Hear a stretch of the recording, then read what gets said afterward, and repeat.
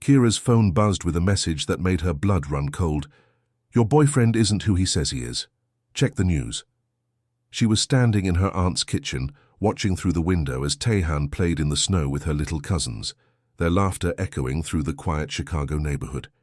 He looked so normal, so gentle, helping 7-year-old Marcus build a snowman, while her family watched from inside with warm smiles. But the news article on her phone told a different story.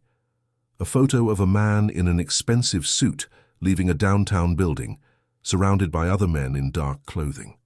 The headline read, "Alleged crime boss spotted at high-profile business meeting." The man in the photo looked exactly like the fake boyfriend she'd hired for $5. Her hands trembled as she scrolled through more articles, each one painting a picture of someone dangerous, someone powerful, someone who definitely didn't need to earn $5 pretending to be someone's Christmas date. Through the window, she watched him lift her cousin onto his shoulders, his smile genuine and warm. This was the same man who'd charmed her grandmother, who'd listened patiently to her uncle's stories, who'd made her feel less alone for the first time in months. But if the articles were true, then everything she thought she knew about him was a lie. Welcome to Korean Mafia lovers. This incredible story of unexpected love and dangerous secrets will keep you on the edge of your seat. Comment where you're watching from, and don't forget to subscribe for more amazing stories. She was not supposed to spend money on anything that wasn't rent, food, or bus fare, but Kira was staring at that post again anyway. Need a date for the holidays? Fake boyfriend service, $5 for one night. No strings, no kissing, just cover. It was ridiculous, childish, dangerous, but the family group chat wouldn't stop. "Are you bringing someone this year? You're already 28. Everyone here already has someone, right? Everyone except her. Christmas in Chicago meant 2 jobs, overdue bills, and a family that thought love was proof of worth. Kira worked as a clerk at a convenience store during the day and did shifts at a laundromat at night. There was no time or energy for dates, much less a relationship. But this year, for the first time, she was tired of feeling like the lonely niece. Sighing, she took a deep breath, closed her eyes and typed, "Need a boyfriend for one night, Christmas dinner at my aunt's house. No one creepy, just someone who can smile, make conversation and pretend to like dessert. I have $5, I'm serious." Half an hour later, the notification appeared. "I accept. Call me Noah. Send address, time, and dress code." Kira bit her lip. Noah. It had to be a fake name, of course, but the profile picture showed only a dark suit on a hanger. No face. She almost gave up. Almost deleted the message. But then her aunt sent a voice message teasing and judging about her lack of a boyfriend.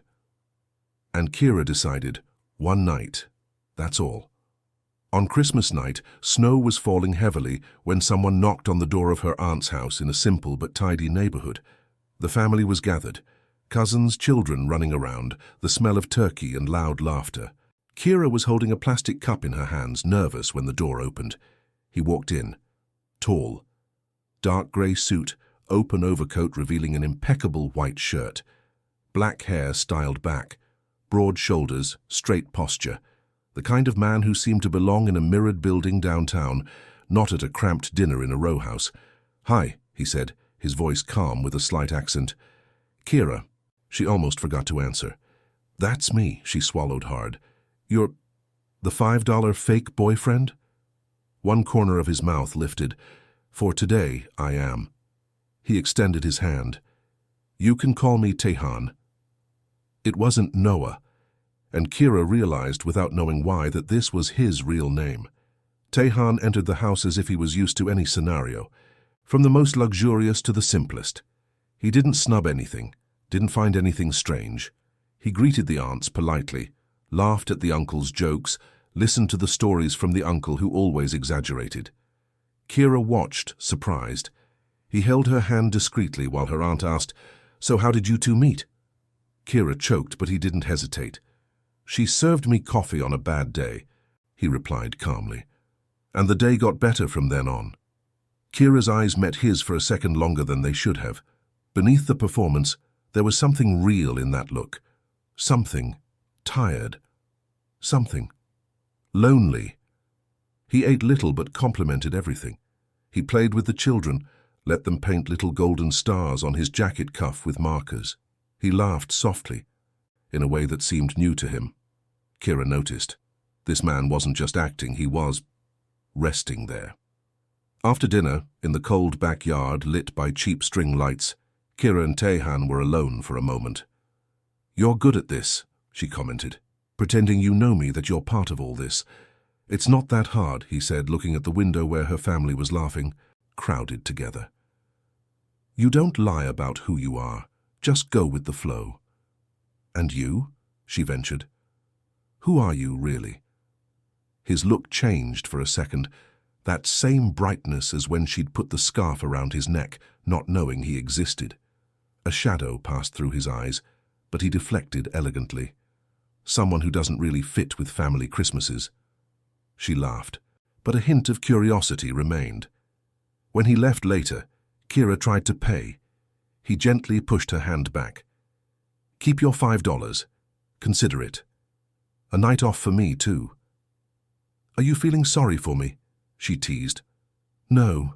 He breathed deeply, looking at her with unexpected seriousness. "I'm feeling grateful." And that's how for $5 she couldn't even pay. Kira bought a space in the life of a man who would completely change hers. The following days brought spontaneous messages.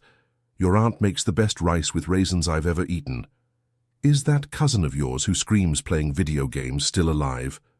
"Did you eat today?" They began to see each other gradually. Coffee after work, short walks in the snow, conversations about movies and mundane things. Kira didn't know where he lived, what he really did for work, who he hung out with. He only said, "I solve problems for difficult people." She found it strange, but didn't insist. The feeling didn't come quickly. It grew slowly. A comfort here, a smile there, a silence that didn't bother. Taehan listened, paid attention, remembered small details.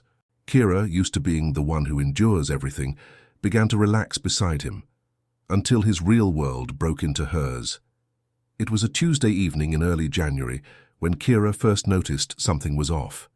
She was closing up the convenience store when she saw Taehan's car parked across the street, a sleek black sedan that definitely cost more than her annual salary.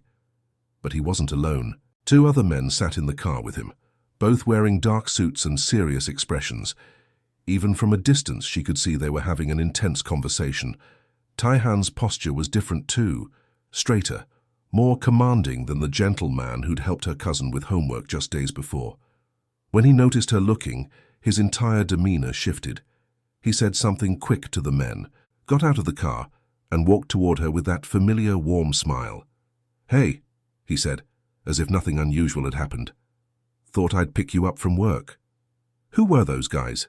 Kira asked, glancing back at the car where the 2 men were now looking at their phones, pointedly not watching them. "Business associates," Taehan replied smoothly. Nothing interesting, but Kira had grown up in Chicago.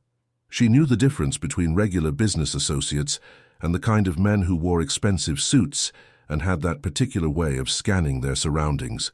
Those men looked like they were used to trouble. "What kind of business?" she pressed. Taehan's jaw tightened almost imperceptibly. "Import and export. Very boring stuff." He changed the subject quickly, asking about her day, complimenting her new earrings, making her laugh with a story about the elderly woman who'd tried to teach him to knit at the community center.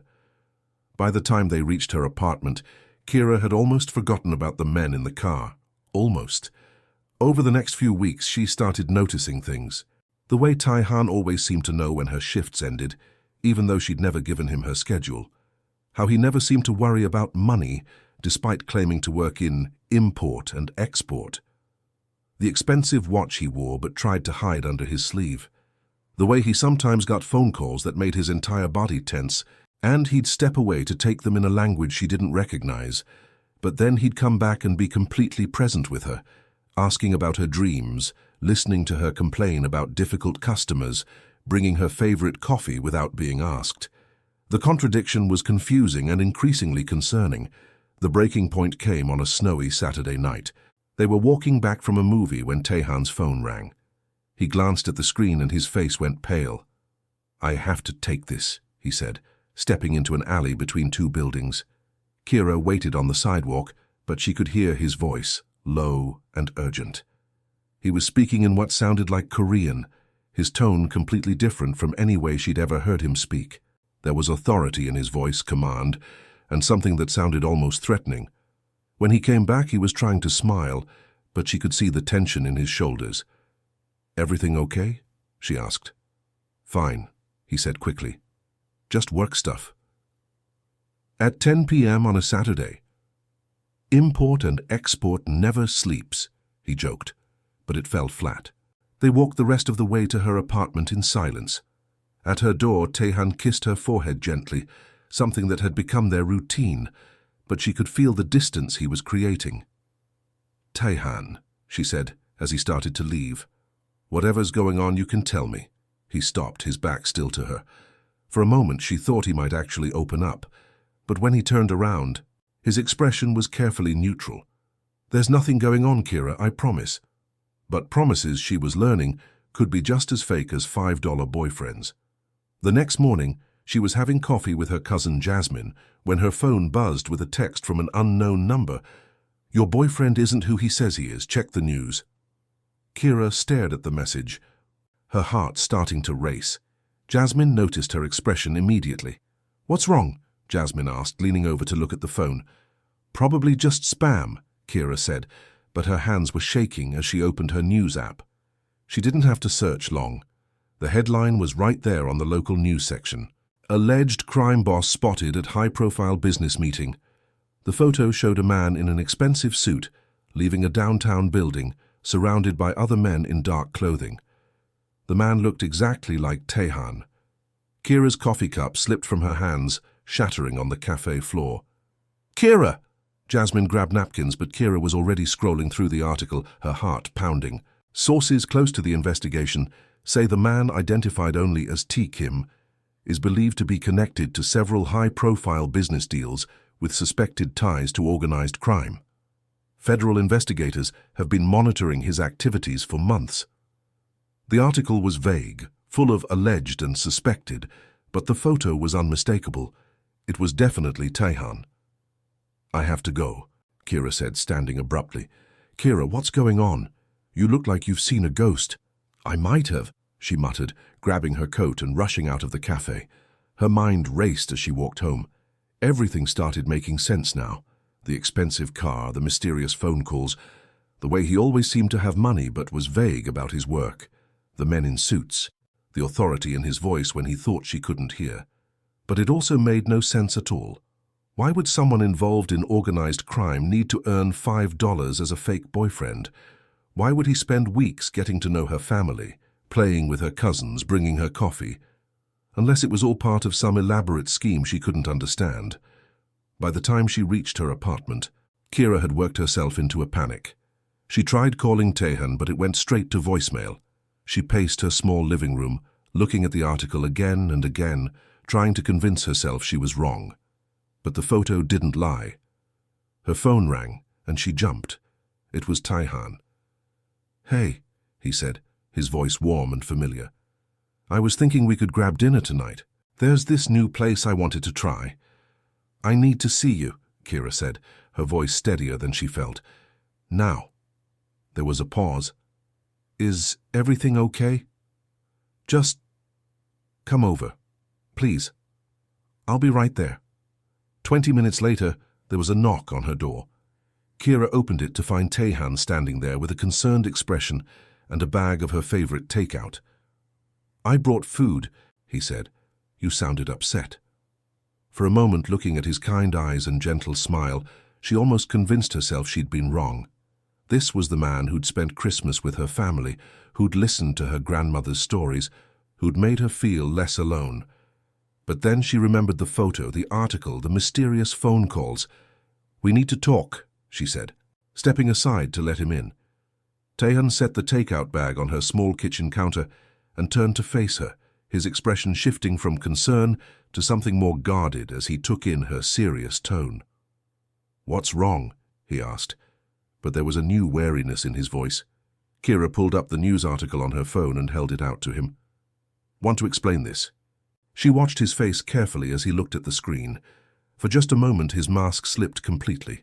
She saw recognition, resignation, and something that looked almost like relief.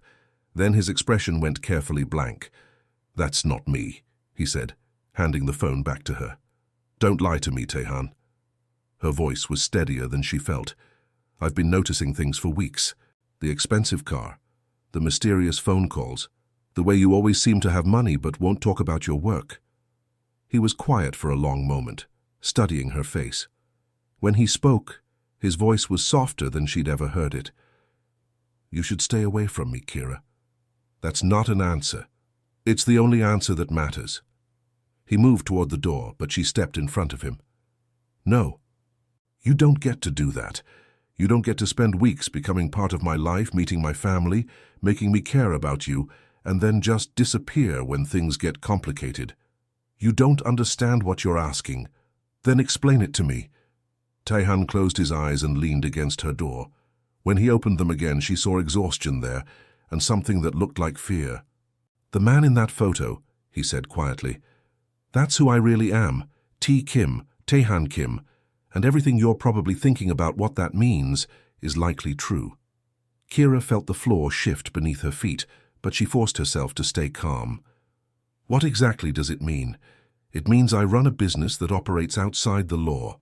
It means I have enemies who wouldn't hesitate to hurt anyone close to me.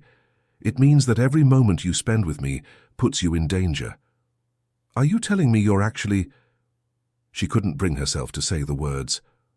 "A criminal? Yes?" His voice was matter-of-fact, but she could see the pain in his eyes.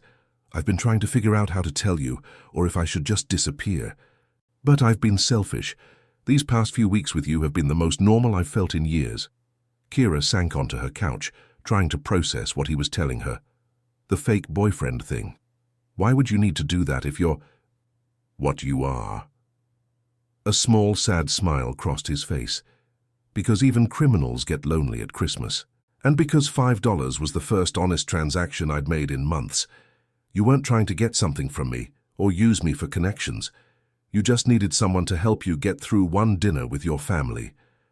So this whole time, you've been lying to me. About what I do for work. Yes. About everything else?" He shook his head. "The way I feel about you, the way your family made me feel welcome, how much I've enjoyed just talking with you about movies and books and stupid things that don't matter. All of that was real." Kira looked at him, really looked at him. The expensive clothes, the confident way he carried himself, the subtle authority she'd noticed but ignored. It all made sense now. "What kind of business?" she asked. "The kind you don't want to know details about." "Try me." Tehan was quiet for a long moment. "Import and export wasn't entirely a lie. We move things that other people can't or won't move legally. We provide protection for businesses that can't rely on the police. We solve problems that the legal system can't or won't solve. You're talking about the Mafia. That's a very dramatic word for what is essentially a business that operates outside traditional legal frameworks." Despite everything, Kira almost smiled. "You're really going to try to make organized crime sound like a startup? I'm trying to help you understand that it's not like the movies. I don't go around hurting innocent people. Most of what I do is paperwork and meetings and making sure various business interests don't conflict with each other. And the other part," his expression darkened, "the other part is why you need to stay away from me." Kira stood up and walked to her window, looking out at the quiet street where she'd grown up.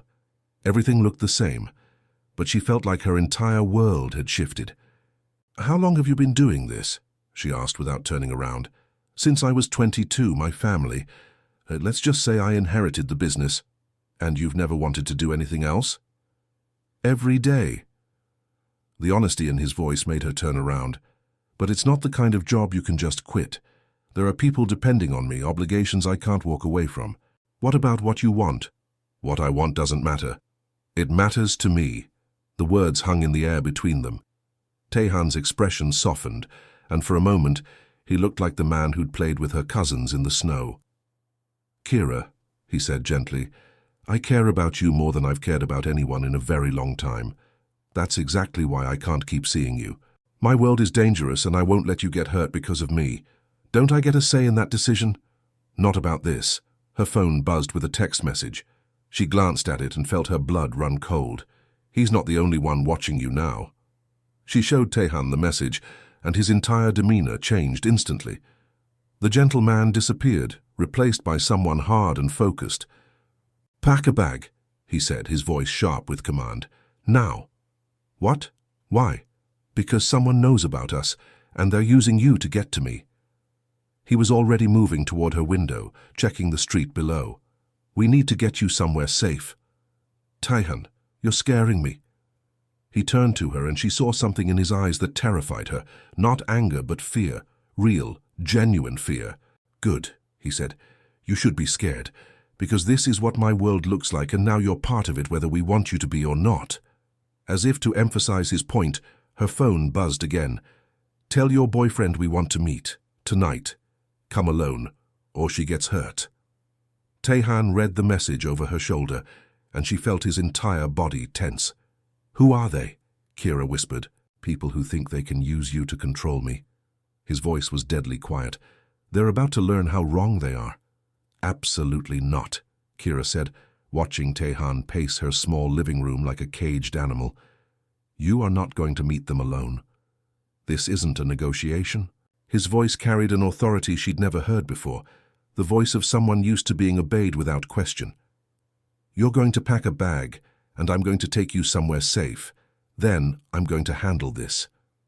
"Handle it how?" The look he gave her made her stomach drop. "You don't want to know." "Stop treating me like I'm helpless." Kira stood up, frustration overriding her fear. "These people are threatening me because of you. I deserve to know what's happening." Tehan stopped pacing and turned to face her fully. For the first time since she'd known him, he looked every inch the dangerous man the news article had described. "Fine," he said. "You want to know? There's a group trying to move in on territory that's been mine for 5 years. They've been testing boundaries, seeing how far they can push before I push back. Using you is their way of forcing my hand." "What do they want?" "Control of the shipping routes through the port. It's worth millions of dollars a year, and they think they can take it from me." Kira felt dizzy. "Millions of dollars? Welcome to my world, Kira. Everything is high stakes, and everyone is expendable, including me." The question hung in the air between them. Tehan's expression softened slightly. "Not to me," he said quietly. "Never to me. That's why you need to let me handle this." "And what happens to us after you handle it?" "There is no us after this." The words came out flat, final. "I should never have let it go this far. I should have walked away after Christmas dinner. But you didn't. No, I didn't. And now you're in danger because I was selfish." Kira's phone buzzed again. This time it was a photo. A picture of her walking out of the convenience store, taken from across the street. The message that followed made her blood run cold. 1 hour, Millennium Park by the Bean. Come alone, or we start with her family. "They know where I work," she whispered, showing Tehan the message. "They know about my family." She watched something dangerous flicker across his face. "Give me your phone." "What?" "Your phone. Now." She handed it over, and he quickly typed a response. "Deal. 1 hour." "Are you insane?" Kira grabbed for the phone, but he held it out of reach. "I'm ending this before it gets worse. By walking into what's obviously a trap. By doing what I should have done weeks ago, keeping you out of my world." Tehan moved toward the door, but Kira stepped in front of him again. "If you walk out that door, I'm calling the police. And tell them what? That your fake boyfriend is actually a crime boss who's about to meet with other criminals. You think that ends well for anyone? I think it ends better than you getting yourself killed. Why do you care?" The question came out harsher than he'd intended, and she could see him immediately regret it. "Because I love you, you idiot." The words hung in the air between them.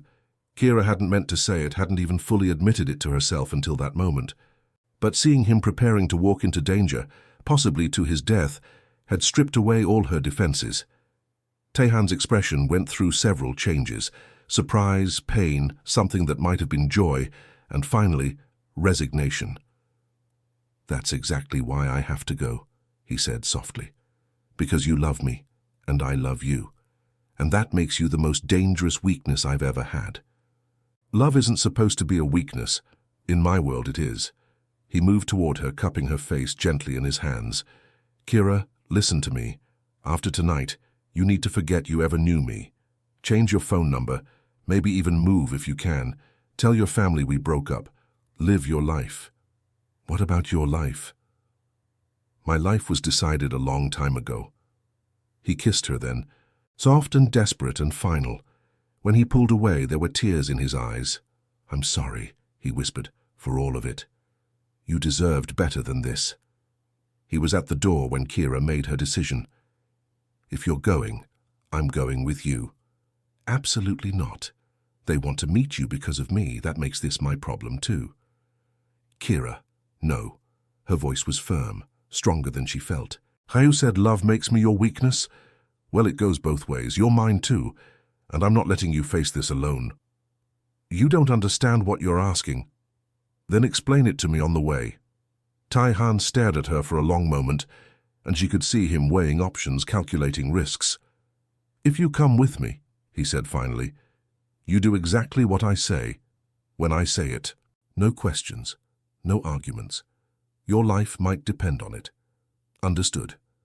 And after tonight, regardless of what happens, we're done. I won't let you get pulled deeper into this world.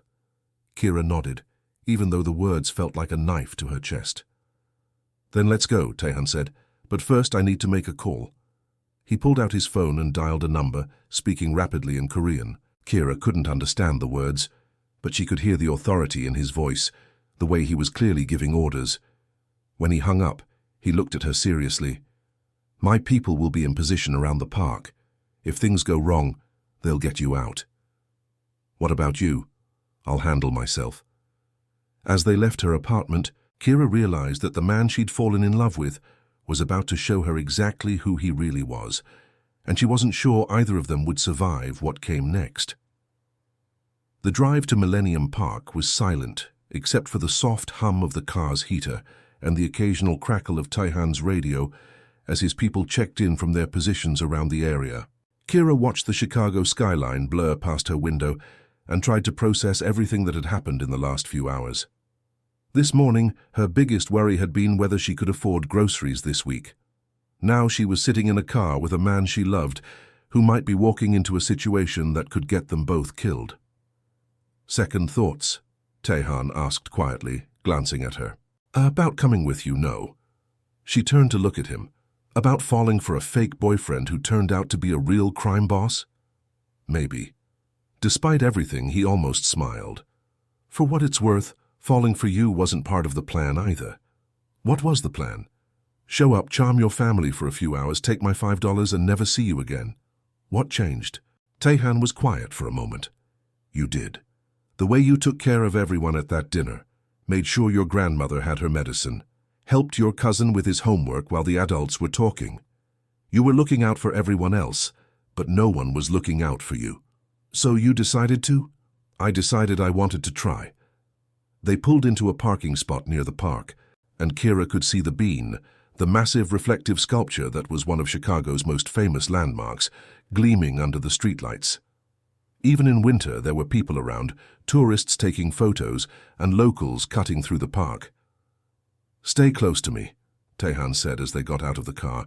If I tell you to run, you run. Don't look back, don't argue, just go. Where? There's a coffee shop 2 blocks north. My people will find you there. They walked toward the bean, their breath visible in the cold air. Kira could see several men in dark coats positioned around the area. Tai-Han's people, she assumed, though they blended in well with the winter crowd. There, Tai-Han said quietly, nodding toward a group of 3 men standing near the sculpture. Even from a distance, Kira could tell they were dangerous. They had the same controlled way of moving that she'd noticed in Tai-Han, the same awareness of their surroundings.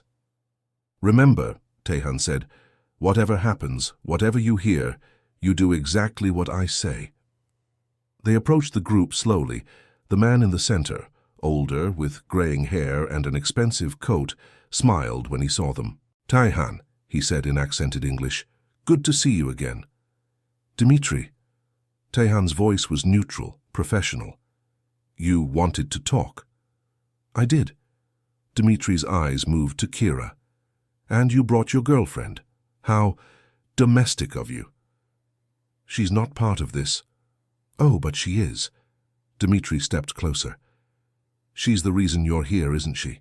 The reason you're willing to negotiate instead of just handling things the way you usually do. Kira felt Tehan tense beside her. What do you want? Tehan asked. The same thing I've always wanted. Your shipping routes, your contacts at the port, your business. And in exchange, your girlfriend stays safe. Your girlfriend's family stays safe. You get to walk away and start over somewhere else. That's generous of you. Dimitri shrugged. I'm not unreasonable. You've built something impressive here, but it's time for new management. And if I refuse, then we see how much your girlfriend means to you. One of Dimitri's men moved slightly, and Kira saw the outline of a gun under his coat. Her heart started racing, but Tehan's hand found hers steady and warm. You made a mistake, Tehan said quietly. Oh? What's that? You assumed she was my weakness. Tehan squeezed Kira's hand once. A signal she somehow understood meant, be ready. And then everything happened at once. He moved faster than she'd ever seen anyone move, spinning toward Dimitri's man, while simultaneously pushing Kira behind the sculpture.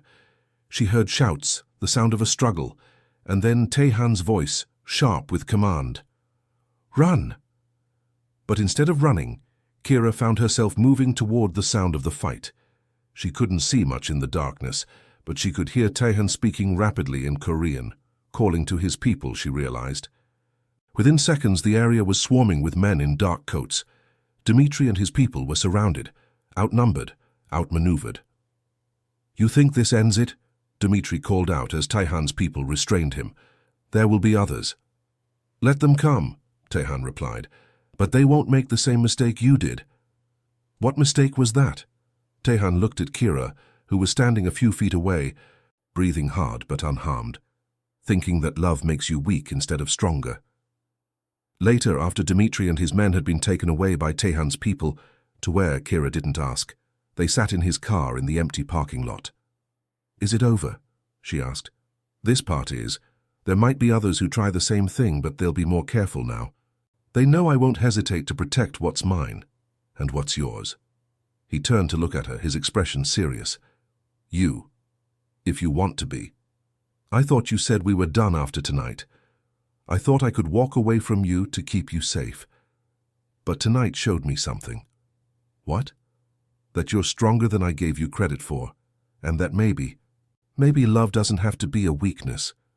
Kira reached for his hand. So what happens now? Now you decide if you can live with who I really am. Not the fake boyfriend, not the man pretending to be normal. The real me, with all the complications that come with it. Kira thought about everything that had happened, the fear, the danger, the realization that the man she loved lived in a world she barely understood. But she also thought about the way he'd protected her, the way his people had moved to keep her safe, the way he'd been willing to give up everything rather than put her at risk. I have conditions, she said. Name them. No more lies. If I'm part of your life, I need to know what that means. Agreed. And my family stays out of it, completely. They'll be protected, but they'll never know why. And I want to do something useful. I don't want to just be the girlfriend who sits at home worrying. Tehan raised an eyebrow. What did you have in mind? I don't know yet, but I'm good with people, good at organizing things. There has to be something I can do that doesn't involve the dangerous parts. There might be. He was quiet for a moment. Are you sure about this, Kira? Once you're really in my world, there's no going back to normal. Normal is overrated, she said. Besides, I paid $5 for a fake boyfriend and got a real one instead. That's the best deal I've ever made. Tehan laughed, the first genuine laugh she'd heard from him all night. In that case, he said, I think I owe you some change. Keep it, Kira said, leaning over to kiss him. Consider it an investment in our future. As they drove away from the park, Kira realized that her quiet, predictable life was over. But looking at the man beside her, dangerous, complicated, and completely devoted to her, she couldn't bring herself to regret it. After all, the best things in life were never safe. Years later, Kira stood in the kitchen of their penthouse apartment, watching the snow fall over Chicago's skyline. The city looked different from 30 floors up, but some things never changed, like the way her family still gathered for Christmas dinner, still asked too many questions, still made too much food. The difference was that now they adored Tehan. He'd become Uncle Tehan to her cousin's children, the man who remembered everyone's birthday and always brought the perfect gifts. Her grandmother still talked about what a good man she'd found, how lucky she was, if only they knew. "Ready?" Tehan asked, appearing in the doorway wearing a perfectly tailored suit and carrying a bottle of wine that probably cost more than most people's rent. Almost. Kira adjusted the necklace he'd given her, diamonds that definitely hadn't come from a regular jewelry store, though she'd learned not to ask too many questions about the origins of his gifts. Their life together had found its rhythm over the years. Tehan still ran his business, but he'd moved more toward the legitimate side of things, real import-export, actual business consulting, investments that didn't require looking over his shoulder. Kira had found her place too, managing the charitable foundation they'd started, using her organizational skills to help people in ways that didn't involve anything illegal. It wasn't the life she'd imagined when she was working 2 jobs and eating crackers for lunch, but it was theirs. "Your aunt texted," Tehan said, showing her his phone. "She wants to know if we're bringing anyone special this year." Kira laughed. "She's been not so subtly hinting about grandchildren for months. What did you tell her?" "That we're working on it." Tehan raised an eyebrow. "Are we?" "Maybe." Kira smiled mysteriously. "We'll see what Santa brings." As they prepared to leave for another Christmas dinner with her family, Kira thought about that desperate night when she'd posted about needing a fake boyfriend for $5. She'd been so worried about appearing successful, about not being the lonely one anymore. Now she understood that she'd never been lonely. She'd just been waiting for the right person to find her, even if that person had turned out to be completely different from what she'd expected. "Ready to go charm my family again?" she asked.